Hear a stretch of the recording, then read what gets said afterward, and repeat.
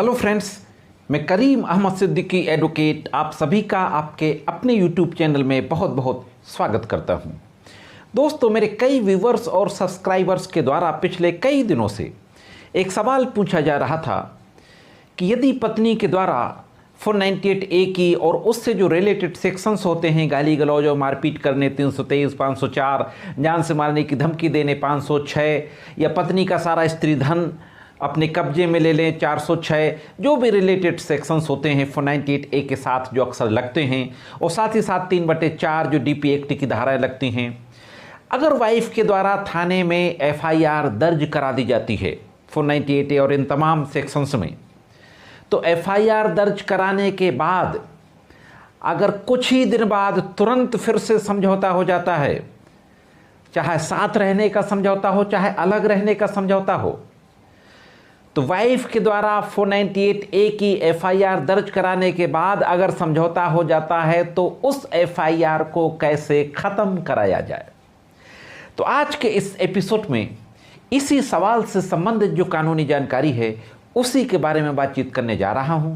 बहुत ही महत्वपूर्ण जानकारी है। अगर आपका कोई केस इस तरीके का चल रहा है तो ये जानकारी आपके काम आएगी,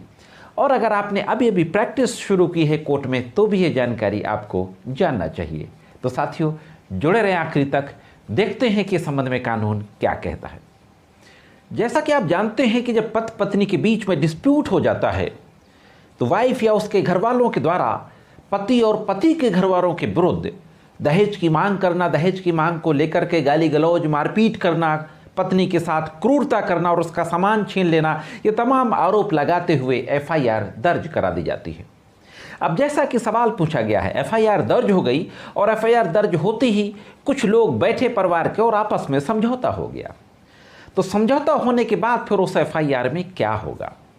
इसके मैं 2 रास्ते आपको आज के इस वीडियो में बताने जा रहा हूँ, और साथ ही साथ मैं ये भी बताऊँगा कि ऑनरेबल इलाहाबाद हाई कोर्ट ने अभी 11 मई को इस संबंध में एक महत्वपूर्ण जजमेंट पारित किया है, उसमें क्या कहा है। सबसे पहली बात कि जैसे ही FIR दर्ज होने के बाद सेटलमेंट होता है,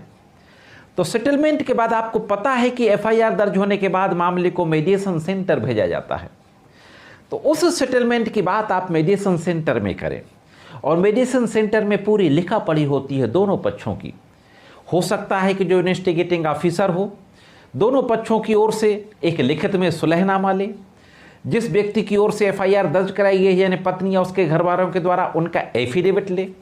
तो ये सारी चीज़ लेने के बाद और मेडिसिन सेंटर से रिटन में यह आने के बाद कि पक्षकारों के मध्य सेटलमेंट हो गया है, इन्वेस्टिगेटिंग ऑफिसर इस मामले में क्लोजर रिपोर्ट सबमिट कर देगा। हाँ दोस्तों, कोर्ट में क्लोजर रिपोर्ट सबमिट कर देगा, और कोर्ट में क्लोजर रिपोर्ट सबमिट होने के बाद कोर्ट के द्वारा फिर FIR लिखाने वाले को नोटिस भेजा जाएगा, और इसके बाद जिस व्यक्ति ने FIR लिखाई है, चाहे पत्नी ने या उसके घर वालों ने, कोर्ट में जा कर के अपना बयान दे देगी एक एफिडेविट देने के बाद कि मुझे इस क्लोजर रिपोर्ट का कोई ऑब्जेक्शन फाइल नहीं करना,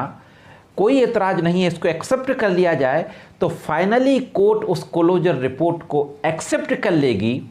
इसके बाद पूरी तरीके से मामला ख़त्म होगा, और यह पूरा प्रोसेस होने में कितना वक्त लग जाए कुछ भी निश्चित नहीं कहा जा सकता। तो एक तो यह था FIR दर्ज होने के बाद, समझौता होने के बाद FIR को ख़त्म करने का एक कानूनी रास्ता। अब बात करते हैं कि दूसरा कानूनी रास्ता क्या है। दोस्तों, इस संबंध में दूसरा कानूनी रास्ता यह है कि जैसे ही FIR लॉन्च होने के बाद आपका सेटलमेंट हो जाता है, amicable settlement,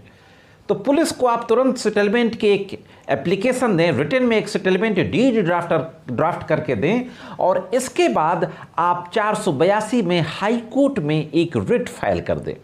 criminal miscellaneous writ, और वो रिट फाइल करके FIR को क्वैश कराने के लिए प्रेयर करें। नंबर आप केसेस इस तरीके के आ रहे हैं कि जहां FIR होने के बाद हस्बैंड वाइफ के बीच सेटलमेंट हो जाता है, तो FIR को हाई कोर्ट के द्वारा क्वैश की जाती है।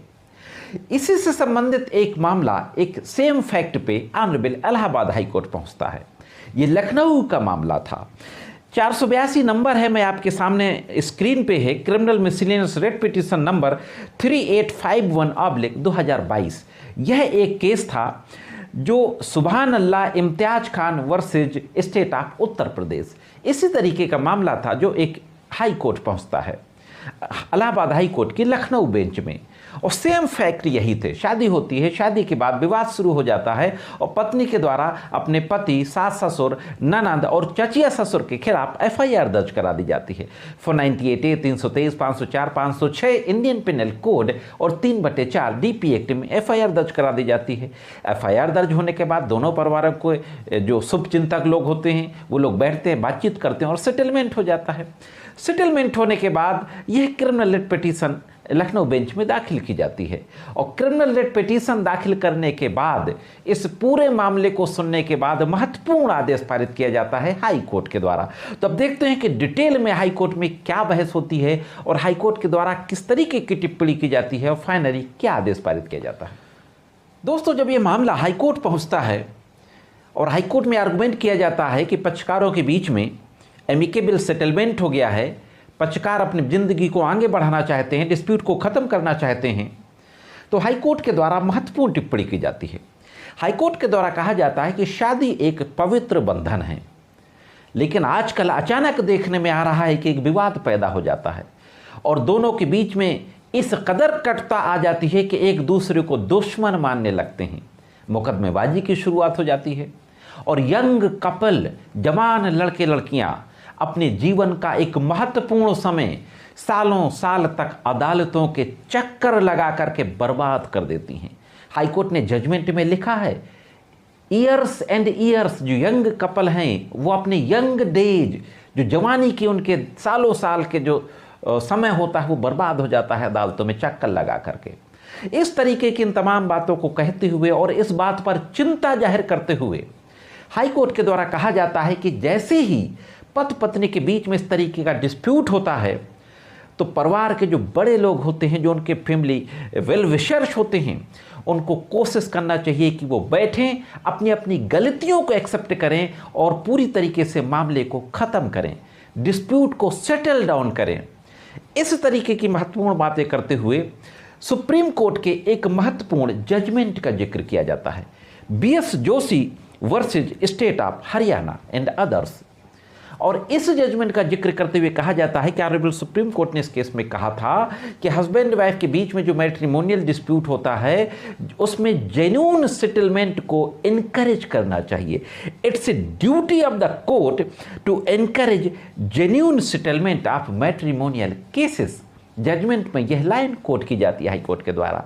और फाइनली इस तरीके की टिप्पणी करते हुए जो एफआईआर दर्ज कराई गई थी 498A और उससे संबंधित धाराओं में उसको क्वैश कर दिया जाता है, खंडित कर दिया जाता है। तो दूसरा कानूनी रास्ता दोस्तों यह है कि जैसे ही एफआईआर दर्ज होती है और इसके बाद कंप्रोमाइज होता है तो 482 CRPC के तहत हाई कोर्ट में एफआईआर क्वैश कराने के लिए जा सकते हैं और इन तमाम जजमेंट्स का हवाला देते हुए हाई कोर्ट से प्रेयर कर सकते हैं कि हमारी एफआईआर को क्वैश किया जाए। तो साथियों, इस संबंध में यह थी एक महत्वपूर्ण कानूनी जानकारी कि अगर 498 की एफआईआर दर्ज हो जाती है, इसके बाद कंप्रोमाइज होता है, तो आप किस तरीके से उसको ख़त्म करा सकते हैं। इस वीडियो में मैंने आपको 2 रास्ते बताए। मैं समझता हूं कि ये जानकारी आपके ज़रूर काम आएगी। जानकारी कैसे लगी कमेंट्स करके ज़रूर बताएं और मेरे द्वारा जो ये कानून की महत्वपूर्ण जानकारियाँ दी जाती हैं अगर आपको अच्छी लगती हों तो वीडियो को लाइक और शेयर कर दिया करें, जिससे कानून की महत्वपूर्ण कानूनी जानकारियाँ और भी लोगों तक पहुंच सकें। और अगर आप चैनल में नए हो, वीडियो को पहली बार देख रहे हो, तो चैनल को सब्सक्राइब करके घंटी के बटन को दबाकर ऑल पे सेट कर दें। और दोस्तों, आज की वीडियो में सिर्फ इतना ही। मिलते हैं किसी अन्य वीडियो में कानून की कुछ अन्य जानकारियों के साथ। तब तक कानून की महत्वपूर्ण जानकारियों के लिए देखते रहें लीगल एंड सोशल अवेयरनेस।